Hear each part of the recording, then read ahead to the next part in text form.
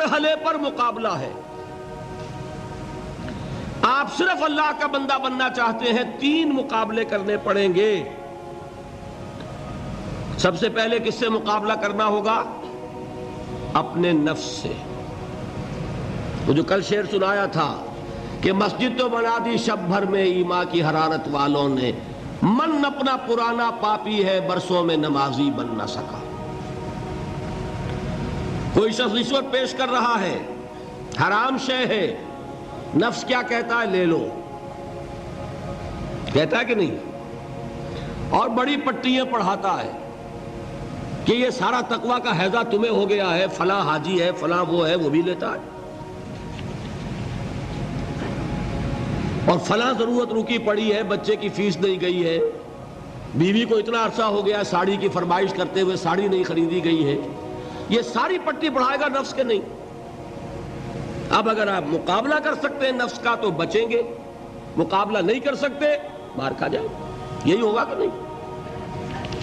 اذان کا وقت آ گیا، اذان سن لی آپ نے، لیکن پھر نفس نے کہا ابھی اور سو. آپ نے کروٹ لی اور کپڑا خوب ٹھیک کیا اور غین ہو گئے. اگر آپ اس نفس کے تقاضے کو اس وقت رد کر سکتے، طاقت آپ میں اتنی ہوتی تو آپ کھڑے ہوتے مسجد کی طرف جاتے. گویا کہ بندگی رب کے لیے سب سے پہلا جہاد کس سے کرنا ہوگا؟ نفس. اچھا، نفس اکیلا نہیں ہے، اس کے پیچھے ایک بہت بڑا بدماش ہے، وہ شیطان لعین. وہ اسے اکساتا رہتا ہے، پھونکے مارتا ہے. الذی یوسوس فی صدور الناس، اشتعال پیدا کرتا ہے، پٹیاں پڑھاتا ہے، برائی کو مزین کرتا ہے، بے حیائی کو فیشن کا نام دیتا ہے، ناچ گانے کو وہ کلچر کا نام دیتا ہے. یہ سارا کچھ کر رہا ہے. تو اگر شیطان سے مقابلہ نہیں کر سکیں گے تو اللہ کی بندگی کر سکیں گے؟ تیسری چیز، معاشرہ بگڑا ہوا ہے. بگڑے ہوئے معاشرے کا ایک دباؤ ہے آپ پر. یہ بالکل ایسے جیسے ایک ہجوم ایک طرف جا رہا ہو تو ادھر جانا آسان اور مقابلے میں جانا بہت مشکل، زور لگانا پڑے گا نا. تو معاشرے کا رخ کچھ اور ہے، آپ کا رخ کچھ اور ہے. معاشرہ نہ خدا کو جانے نہ رسول کو جانے. آپ چاہتے ہیں اللہ اور اس کے رسول کے حکم پہ چلنا، کشمکش کرنی پڑے گی کہ نہیں؟ بہت پیارے ہیں وہ مصرے، زمانہ بات و نہ سازت تو با زمانہ ستیز. زمانہ تمہارے ساتھ اگر موافقت نہیں کر رہا، زمانے سے جنگ کرو. اور بے غیرت اور بے حمیت اور بودے اور بزدل اور کچے لوگوں کا اصول کیا ہے؟ زمانہ بات و نہ سازت تو با زمانہ بساز. زمانہ تمہارے ساتھ موافقت نہیں کرتا، بھائی تم زمانے کے رنگ میں رنگے جاؤ. آسان راستہ کون سا ہے؟ زمانہ تمہارے رنگ میں نہیں آتا، تم اس کے مطابق ڈھل جاؤ، کوئی تکلیف ہوگی. اور زمانہ تمہارے ساتھ اگر موافقت نہیں کر رہا، تم زمانے سے لڑو، تکلیف آئے گی کہ نہیں؟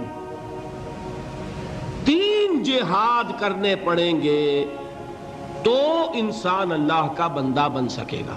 بات سمجھ میں آئی؟ اسی لیے جب پوچھا گیا حضور سے ای الجہاد افضل یا رسول اللہ، اے اللہ کے رسول سب سے افضل جہاد کون سا ہے؟ آپ نے فرمایا ان تجاہد نفسک فی طاعت اللہ. سب سے افضل جہاد یہ کہ اپنے نفس سے جہاد کرو، کشمکش کرو، مقابلہ کرو، تاکہ اسے اللہ کا مطیع بناؤ. یہ جہاد ہے افضل الجہاد. پہلے میں نے کہا تھا پہلی منزل سب سے اہم، تو جو پہلی منزل کا جہاد ہے وہ افضل الجہاد. بالکل 2 اور 2 4 کی طرح کی بات ہے. اور اسی کو کہا گیا جہاد اکبر. جب آپ غزوہ تبوک سے واپس آئے ہیں، آپ نے فرمایا مسلمانوں یہ نہ سمجھنا جہاد ختم ہو گیا. رجعنا من الجہاد الاصغر الى الجہاد الاکبر. وہ تو چھوٹا جہاد تھا جو ہم کرنے گئے تھے کافروں سے خلاف. یہ بڑا جہاد ہے جو مدینے میں رہ کر ہوگا، ہر آن ہوگا. وہ تو کبھی ہوتا ہے کبھی نہیں ہوتا، یہ ہر وقت ہوتا ہے. ہر صبح ہوتا ہے، ہر رات ہوتا ہے، ہر شام ہوتا ہے، ہر لحظہ ہوتا ہے. ہر وقت کشمکش ہے خیر و شر کی، حلال اور حرام کی، صحیح اور غلط کی، زمانے کی روش اور دین کا تقاضا ٹکرا رہے ہیں۔ آپ اگر اس راستے پر پہلا قدم رکھیں ایک عزم کے ساتھ تو ہوش ٹھکانے آ جائیں گے، دن میں تارے نظر آئیں گے، 14 طبق روشن ہو جائیں گے کہ دین کا نام لینا آسان ہے، چلنا بہت مشکل ہے۔ چمی گویم مسلمانم بے لرزم کہ دانم مشکلات لا الہ